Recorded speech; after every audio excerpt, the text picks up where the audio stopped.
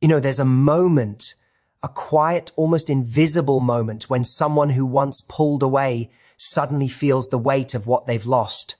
The avoidant, the one who built walls instead of bridges, who turned silence into safety and distance into comfort, finally looks around and realizes that their fortress feels more like a prison. It doesn't happen dramatically. It's not a grand movie scene or a late night confession. It's subtle. It's when they go home after a long day and no one asks how they are. It's when they hear a song that reminds them of you. And instead of feeling free, they feel hollow. Avoidants often mistake independence for strength. They believe that needing someone makes them weak, that vulnerability is dangerous. So they build an identity around control, controlling their emotions, their responses, and even their connections. But here's what they forget. Connection isn't weakness, it's nourishment. When they lose someone who truly saw them, not the image they project, but the raw, imperfect, real them, that's when the realization begins to stir. They start replaying moments. The way you laughed at their sarcasm, the calm you brought when they felt overwhelmed, the way you never chased but always showed up. Those memories begin to surface when they least expect them. They don't come back because they're lonely. They come back because they finally understand what your presence meant. That's the moment when avoidance turns into awareness. But here's the truth most people miss. Their realization doesn't mean you should instantly open the door. It means they've just started a journey you already walked. You've already faced the discomfort of loss, the challenge of growth, the strength of moving on. They're just now catching up to that. So when they circle back, it's not your job to rescue them. It's your chance to see if they've truly grown. The moment an avoidant realizes they still want you isn't just about them missing you. It's about them meeting themselves. It's about them recognizing that love requires courage, not control. It's about understanding that connection isn't something you can ration or schedule. It's something you either open yourself to or you don't. And when they finally decide to open up, to reach out, to step into vulnerability, that's when the real story begins. Because the moment they realize they still want you is the same moment they realize who they could have been with you if only they had been brave enough to stay. The moment an avoidant realizes they still want you is rarely loud or dramatic. It doesn't come in the form of a text confessing regret or a sudden plea to talk things through. It happens quietly, almost imperceptibly, in the background of their ordinary days. Avoidants are skilled at disconnecting from emotion. It's how they protect themselves. They tell themselves they're fine, that they don't need anyone, that letting someone in only leads to disappointment or pain. But the truth is, emotions have a way of surfacing when the noise dies down, when they're alone in their space, and the world finally stops demanding their attention. They start to feel what they've been avoiding all along, the loss of someone who mattered. This realization doesn't arrive as a thunderclap. It seeps in gradually like light creeping under a closed door. Maybe it begins with something simple, a song that used to play when you were together, a familiar smell that takes them back to a shared moment, or a sudden thought of you in the middle of an unrelated task. At first they shake it off, convincing themselves it's nothing, but the mind doesn't let go that easily. The memories return again and again, not as nostalgia, but as reminders of what they once had and didn't fully appreciate. The space they created to feel safe suddenly feels eerily empty, and the silence that once brought peace now echoes with a sense of absence. Avoidants often tell themselves that distance equals control. They believe that stepping away protects them from being hurt, that if they can minimize emotional closeness, they can avoid the chaos that comes with intimacy. But the irony is, the further they pull away, the more they start to lose touch with what makes connection meaningful. Over time, that emotional detachment, which once felt empowering, becomes isolating. The independence they were so proud of starts to feel like loneliness wearing a disguise. It's in these quiet, unguarded moments that the truth begins to surface. That maybe, just maybe, the person they walked away from was never the threat they thought, but the safe place they didn't know how to stay in. This awareness doesn't come easily to an avoidant because it challenges their core defense mechanism. They've spent so long convincing themselves that caring too deeply is dangerous, that to admit missing someone feels like surrender. But the emotional weight of their decision starts to build piece by piece until it's too heavy to ignore. They might notice how no one else quite makes them feel the same, or how conversations with others lack the ease and warmth they once shared with you. They may even try to fill that void with distractions, work, hobbies, fleeting connections, but none of it lasts because what they're really missing isn't just a person, it's the sense of being known. Eventually, that quiet awareness grows into something undeniable. The avoidant realizes that while they succeeded in keeping themselves safe from vulnerability, they also shut out something irreplaceable. It's not just you they miss, it's the version of themselves they were when they were with you, open, genuine, and unguarded. That's the silent shift, the subtle yet profound moment of realization that changes everything. It's not loud, but it's powerful, because it's the first time they truly understand what their avoidance cost them. Avoidants often grow up believing that vulnerability is a weakness.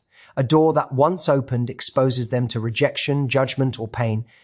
So they build emotional walls, telling themselves that independence equals strength. They take pride in being self-reliant, in not needing anyone, in appearing composed even when their hearts ache. But underneath that calm exterior, there's a quiet fear. The fear of being seen, of being known too deeply, and of possibly being hurt. They confuse control with confidence and emotional distance with self-preservation. Yet, what they don't realize at first is that real strength isn't about how tightly you can hold your emotions back. It's about how courageously you can let someone in. When they start to care deeply about someone, that belief system begins to crack. They notice how connection stirs something powerful within them, something they can't suppress or rationalize away. It feels foreign and overwhelming because it threatens their comfort zone, the one built around emotional detachment. They begin to experience moments of internal conflict. Part of them wants to lean into the warmth and safety of love, while another part feels the need to retreat before it gets too real. So they withdraw, convince themselves they're better off alone, and call it space. But deep down, they're not avoiding the other person. They're avoiding themselves, they're avoiding the feelings they were taught to suppress. The emotional exposure that makes them feel vulnerable, but also profoundly alive. True strength, however, doesn't come from isolation. It comes from the ability to stand in that discomfort without running from it. Being vulnerable isn't about weakness. It's about authenticity. It's the willingness to show someone who you really are, even when you fear they might not stay. It's the bravery to say, this matters to me, knowing that love doesn't always guarantee safety. The avoidance journey toward realizing this is often painful because it dismantles years of conditioning. They have to face the reality that the armor they thought protected them has also kept love at bay. When they lose someone who genuinely cared, it forces them to confront the consequences of their avoidance. They start to see how their need for control cost them the very connection they secretly desired. They begin to understand that vulnerability isn't a trap. It's an invitation.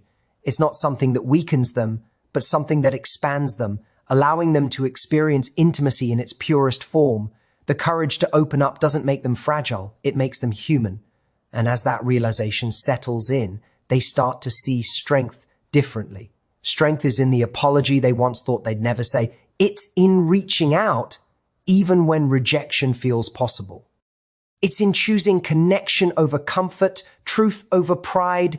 The avoidant who once believed that emotional independence was their greatest achievement begins to understand that the real triumph lies in learning to share their heart. Not because they need someone to complete them, but because they finally have the courage to be seen. When an avoidant starts missing you, it isn't simply about missing your presence or the comfort you provided. It's about being confronted with the emotional emptiness created by their own distance. Avoidants spend so much time managing their emotions that they don't always realize the cost of doing so. They tell themselves they're fine alone. That detachment keeps them in control. For a while, it even feels true. The silence feels peaceful, their routines feel stable, and they can convince themselves that they've made the right decision. But as time passes, that peace starts to feel like numbness, and the quiet starts to echo. They begin to sense a void, not because they suddenly crave attention, but because they're finally beginning to feel what their walls have kept out. Real connection. At first, that feeling is confusing. They might think they're just lonely or nostalgic. They may even reach out subtly, not to reconnect, but to test the waters, to see if you're still there, still available, still willing to give them the safety they once took for granted. But what they're really searching for isn't validation, it's relief from the discomfort of their own emotional distance. The realization creeps in slowly that what they miss isn't the attention or the reassurance, but the emotional intimacy they didn't know how to handle before. They start remembering the things they didn't appreciate in the moment, the way your presence softened their edges, how you made vulnerability feel less terrifying, how you could sense when something was wrong even when they didn't say it. Avoidants often retreat because emotional closeness feels overwhelming. They fear being engulfed, losing control, or getting hurt. But when they walk away from someone who genuinely cared, they eventually discover that their emotional freedom feels like isolation. The boundaries that once protected them now keep them trapped inside their own defenses. They start to miss not just the person, but the version of themselves they were when they allowed love to exist in their life. The laughter, the openness, the sense of connection that made them feel seen. That absence hits them harder than they expect because no amount of distraction can fill the gap where genuine connection once lived. They may try to replace you with new people, busy schedules, or even emotional detachment all over again. But something feels different this time. The new connections don't feel as deep, the distractions don't last as long, and the sense of peace they once found in solitude starts to fade. What they're truly missing is not someone to soothe them, but the emotional resonance of being known and accepted. It's a confrontation with the truth that their avoidance hasn't kept them safe. It's kept them empty. This realization often arrives late after the silence has stretched too long and you've learned to move forward, but for them it's the beginning of awakening. Missing you forces them to face the emotional consequences of their own choices. It's not about wanting you back for comfort.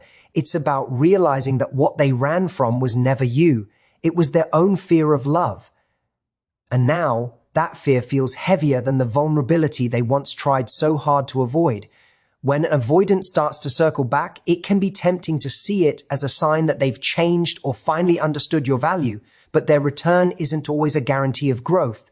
Sometimes it's simply a reflection of loneliness, regret, or confusion. This is why your role, if they come back, isn't to open the door immediately, but to stand still and observe. Avoidants often operate from patterns of self-protection. And those patterns don't disappear overnight. They might reach out because the silence feels too heavy or because they suddenly recognize the comfort you brought into their life. But before letting them in again, you have to ask yourself, are they coming back out of genuine emotional awareness or because they miss the familiarity of your presence? The distinction is subtle but deeply important. When someone has truly grown, their return feels grounded and clear. They take accountability for their past actions. They don't minimize your feelings and they communicate with a sense of vulnerability that was missing before. Their words match their actions and they don't expect you to instantly fall back into old dynamics.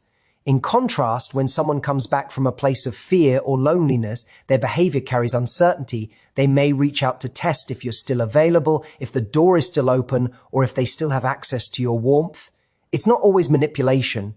Often, it's just emotional immaturity. But it's still a pattern you need to recognize before you decide to re-engage. The hardest thing about loving an avoidant is understanding that their realization is often just the beginning, not the resolution. The moment they acknowledge they miss you doesn't automatically mean they've learned how to stay. It means they're feeling the discomfort of loss and perhaps for the first time confronting their emotional barriers.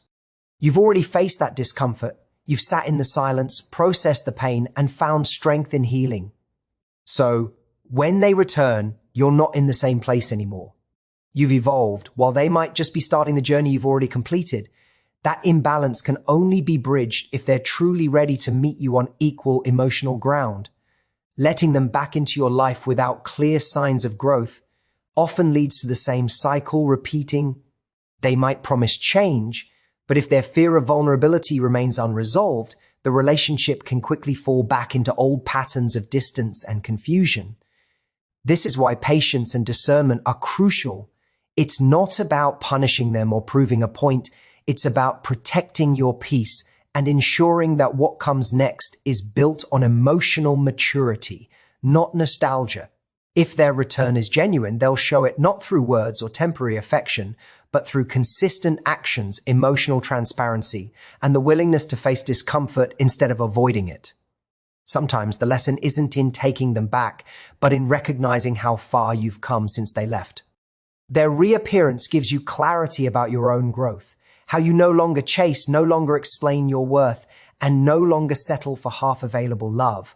Whether you let them back in or not, the power now lies with you because you have learned to value peace over potential and self-respect over uncertainty. The moment an avoidant realizes they still want you is not just about missing your presence. It's about them confronting the truth that love requires courage, not control. For so long, they've lived with the belief that keeping emotions in check was the only way to protect themselves from pain. They learned to equate safety with distance, thinking that if they could manage how much they cared, they could avoid disappointment. But love doesn't work that way.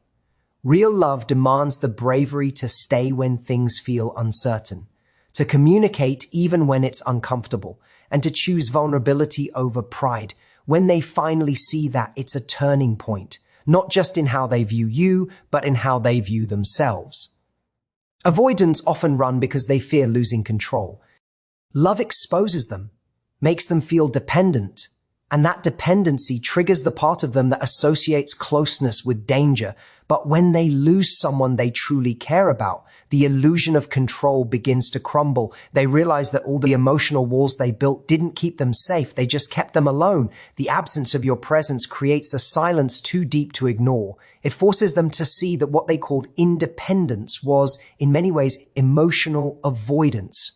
And in that realization, they begin to understand that courage isn't about walking away before they get hurt. It's about having the strength to stay and risk being seen. This shift is often painful because it challenges the identity they've built around being the one who doesn't need anyone. They start to notice how their avoidance has cost them more than just relationships. It's cost them the chance to experience genuine intimacy. It's easy to feel powerful when you're the one who leaves first, but it's hollow power, one that fades when the person they pushed away stops waiting. That's when the lesson lands hardest. Love isn't about winning. It's about participating fully, even when there are no guarantees. When an avoidant starts to awaken to this truth, they begin to see love differently. They realize it's not about perfection or control. It's about showing up honestly. They start to understand that strength lies in the moments when they choose to express what they feel. Instead of suppressing it, they begin to see that communication, consistency, and presence are not burdens. They are the language of love. It's a humbling moment, one that requires them to admit that the person they pushed away wasn't asking for too much. They were simply asking for authenticity. For them, this is the real transformation, not in saying I want you back, but in understanding what it means to truly love someone. It means staying through discomfort, choosing empathy over ego, and learning that connection thrives not on control but on trust. The courage to love deeply comes from accepting that there's always a risk of pain, but that the reward, real emotional intimacy, is worth it. When they finally grasp this, their desire to reconnect isn't just about getting you back. It's about finally being ready to love in a way they couldn't before. In the end, the moment an avoidant realizes they still want you isn't just about them remembering you. It's about awakening to the truth that love demands bravery, honesty, and the willingness to grow.